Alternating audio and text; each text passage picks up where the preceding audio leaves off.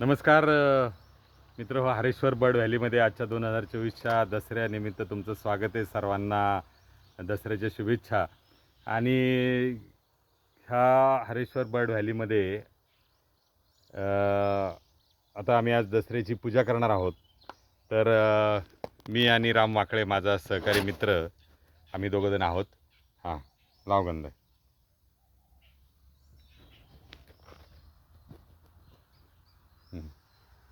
चालेल.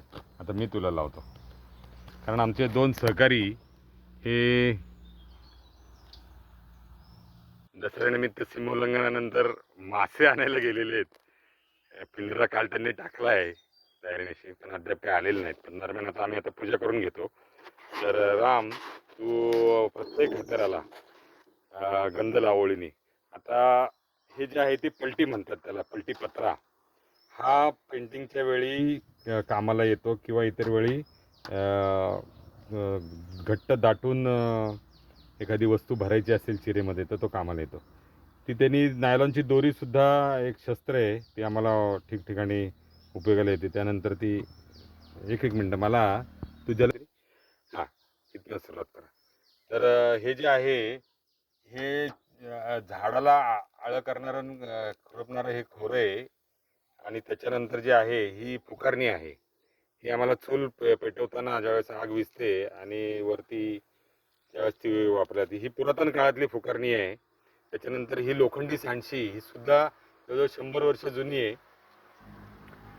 आणि हा चिमटा लोखंडी आहे, पण तो आत्ता सापडला नाही.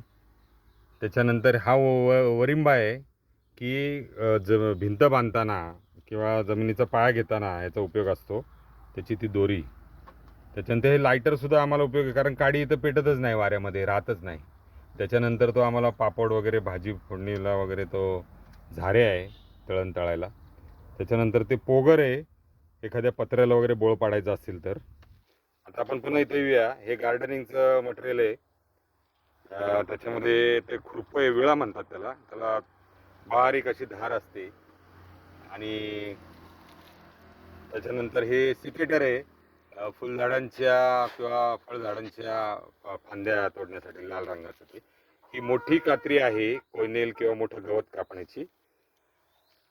त्याच्यानंतर ते पुन्हा पत्रा कापण्याचं यंत्र आहे, लाल असं पातळ असं, त्याने पण पातळ फांद्या कापल्या जातात.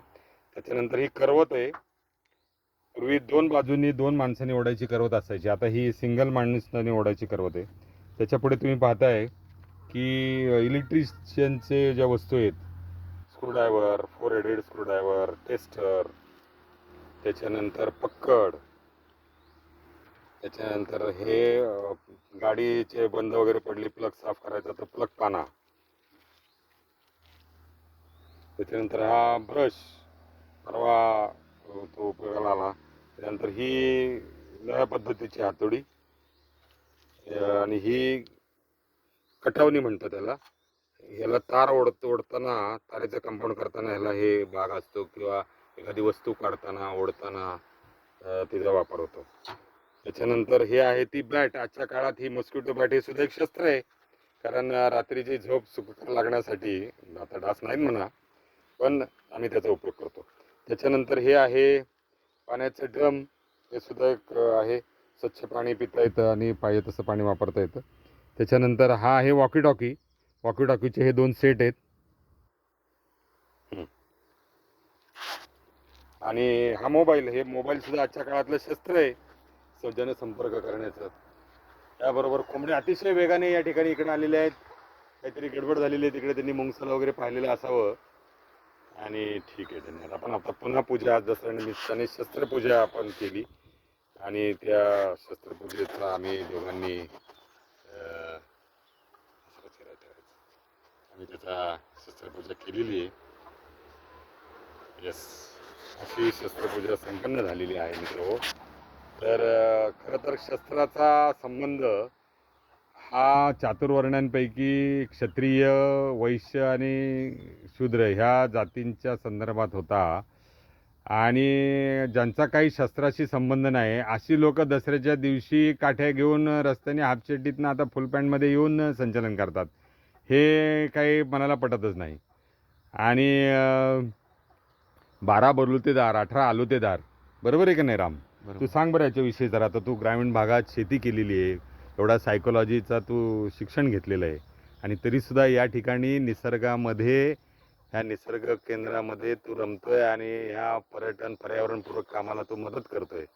तर तुझं याविषयी काय मत आहे? शस्त्रपूजा आणि आज दसऱ्यानिमित्ताने तू काय सांगशील आपल्या हरेश्वर बर्ड व्हॅलीच्या श्रोत्यांना, प्रेक्षकांना?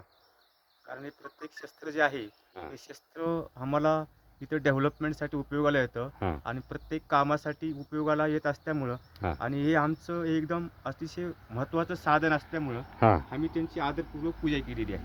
अरे वा, फारच छान. आणखी काय वाटतंय तुम्हाला? एकदम झकास हां. आनंद मिळतो एकदम. हां. हां. आणि हरेश्वर बर्ड व्हॅलीविषयी काय सांगाल? आता हरेश्वर बर्डवाली एकदम अशी मला वाटतं कदाचित भविष्यामध्ये सध्या डेव्हलपमेंट चालू आहे. नंतर भविष्यामध्ये या पुणे शहरातच नाही तर मुंबईला सुद्धा आकर्षण व्हावं. तिकडले आय टी क्षेत्रातले म्हणा किंवा आणि कुठले उद्योग क्षेत्रातले म्हणा, जे फिरण्याचा आनंद घेण्यासाठी बिग डेला इथे येऊ शकतात. अच्छा. आणि म्हणजे नेमकी हे निसर्ग पर्यटन आणि ऑर्गॅनिक फार्मिंग काय कन्सेप्ट आहे ही इथल्या हरेश्वर बर्ड व्हॅलीची?